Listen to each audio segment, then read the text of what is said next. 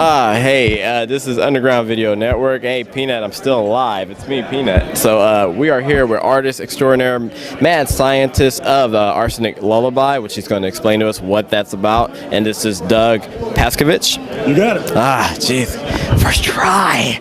All right, tell us about this arsenic creation. Well, the book itself is.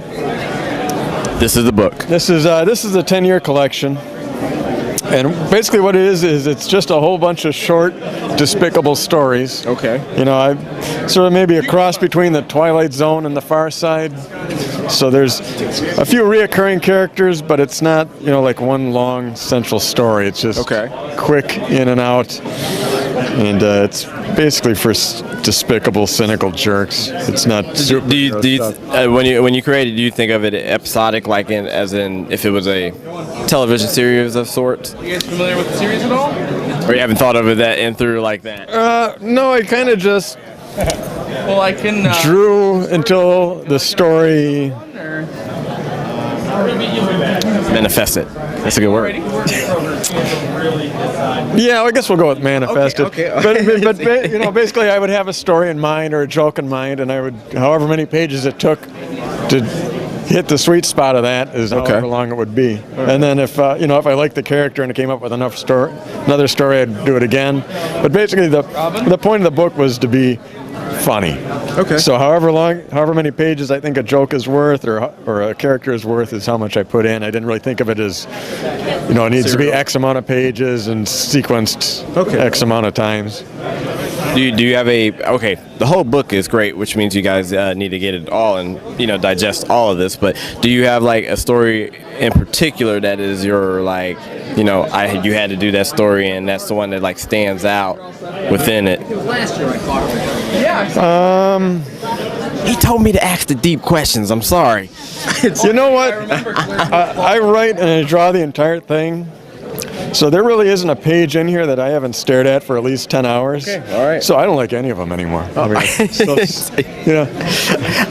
still appreciate that other people appreciate it, but after you stare at something for 10 hours, you're kind of done. You're over it. Okay, I've done that, and that's done. So my favorite story is usually whatever I'm working on at the time. Okay. You know, once I'm halfway through with it, then my favorite story is what I'm about to do.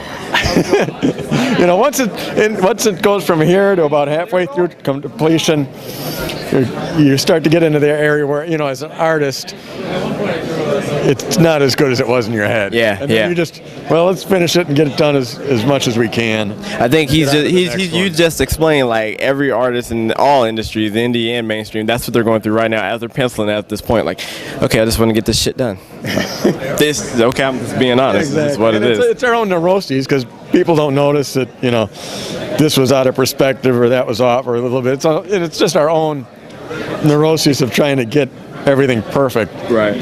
But it's also tough to know, I mean, what's the difference between a really good picture and a really bad picture? It's not one giant element, it's all 1,000 little elements. So you don't know, okay, well, if I screw up this pen, let's say, that doesn't really kill the whole image. Right. But if I get lazy and I screw up this pen and I start allowing myself to get lazy here and there and this don't matter, this coffee mug doesn't matter, then you have a crap, you know, you have something that's subpar. Right. So even though the little details in and of themselves don't matter, it's the work ethic of I'm going to make sure this pen is perfect, I'm going to make sure the paperclip is perfect, and then you keep that focus through the whole thing.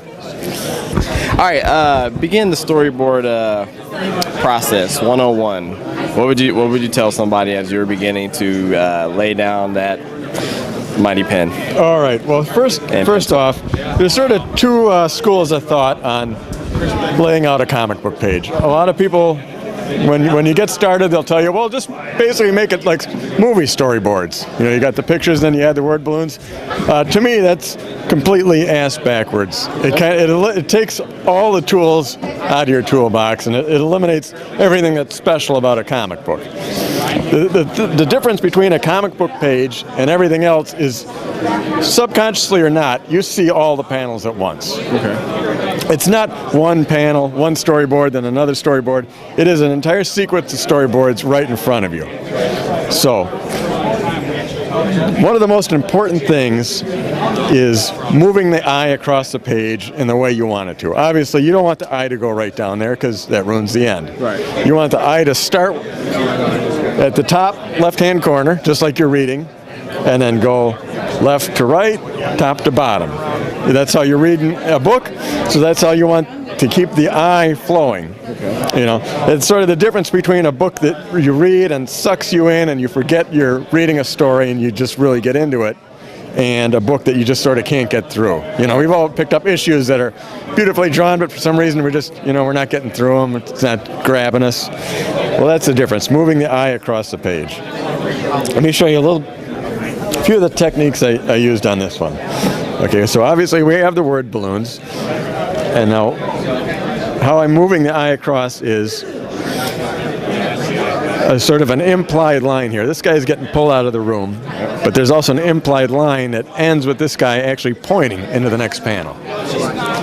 So you've got the eye movement here, and Subliminal. So yeah, exactly. You're telling a story to the conscious mind, but also to the subconscious mind. The eye is sort of like water. It'll find, you know, the lowest level on its own. So if you give it a path, the eye will just follow that path. Felt like that was a Bruce Lee moment for a second there. Yes, it was. Yes, grasshopper. This is how you do it. And then you take the knife out of the hand, and then so that's what we have here. We sort of have an implied line, 2 short pages with an actual pointing into the next panel. That's the one I actually. Here we've got this figure actually being shoved in the direction I want the eye to go. So if they were shoving him the other way, it would be counteractive to how I want the eye to move around the page. Same thing with this. If he was pointing back out, it would be uncomfortable for the eye to keep moving. You know, it's just, you know, basic artistic composition. Okay. Also, he's sort of looking down. So we've got 2 elements here helping out. We've got him being shoved, and we've got him looking down. And actually, the vanishing point of this building ends at about here. So there's 3 different elements that are drawing your eye down in. Okay. Now this panel here, again, I've already gone over this. He's being dragged in, so the implied motion is bringing you in, and again, the vanishing point stops about here, where I want the tension to be in the next panel. This panel here is obvious now from what we've already learned. He's being kind of shoved into the next panel. Here, we've got him, the implied motion of him being thrown down. I feel sorry for this cat. He's just like... It gets worse, my friend. Good stuff, man. He's being shoved down into the next panel. Okay. And we also have a little implied line here sending into the next panel. Starter book is 5. And he's pointing upward to the word balloon, but the tail is coming right back down. So you can use the tails also to kind of move the eye around. They're not as effective as everything else, but in you know, union, a lot of little elements working together. Now here, this panel, I kind of want the tension to build, so I don't have all this fast motion. You know, we've got a lot of really obvious motion here, and then here I pull the camera back, and you know, because I want it to stop and slow down and build. The tension already built when the sword was in motion. Here, we've got him implied motion swinging the sword upward. And we've got an implied line. Here, we've got him swinging it down, and actually when this is in color, you'll be able to see a little bit that this is almost making an arrow, this blood spurt. So another little subliminal thing there. You know, here you're subliminally pointing here. This almost becomes an arrow when it's red. And that's as far as I'll go because I can't give away the end. Okay. But if you'd like to see the ending, we're having the flash happen there. You know, buy the book. Yeah. That was.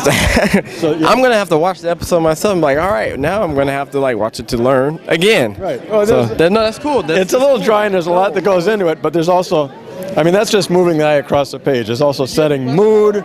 There's setting timing. I mean, there's a whole lot of elements that you got to put into it in order to make the comic book page really grab you. It's not just storyboard, storyboard, storyboard. Okay. Because, like I say, if he was being shoved that way and being shoved this way, and this, if everything was turned around, it would be infinitely less appealing to the eye, consciously or subconsciously. But when everything's working together, you've got in, down, pull, pull, pull, down, in, down, bing. You know, everything's smooth, flowing, sucks you right in. It's awesome. All right, you learned 101 about storytelling. Now you need to use it. He's given to you freely, so in very deep definition. It's awesome. Okay, tell the viewers how they can get a hold of you as far as online. Do you have a website? Yeah, you can go to arseniclullabies.com. That's really easy to remember. Yeah, it's much easier than my last name. Creative, and there's no other arsenic site out there. Actually, it probably is, but don't venture. Right. Well, yeah, you don't want a chemistry set, really, or a Cary Grant movie.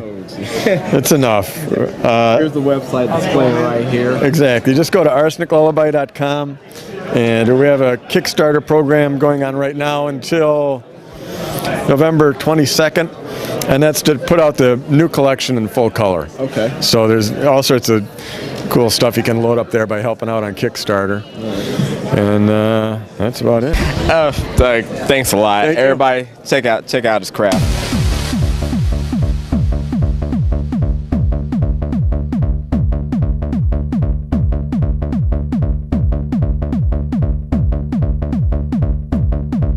Blinking like a Yeah. Bling, bling, bling. work Yeah. on that. Don't just let our hands just do that, because he does stuff like that. Maybe sometimes. I could go like this. And it would go And Kickstarter. absolutely nothing. He might have like a rainbow and a Yeah, as long Care as Bear. it's not a penis. And I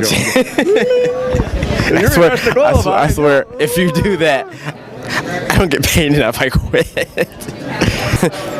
We're in HD too, by the way. So you got this in HD. So, and then if you can't afford HD, then put it in the 360 or 280 vision, if that's still exists. Doug, thanks again. That was more than welcome.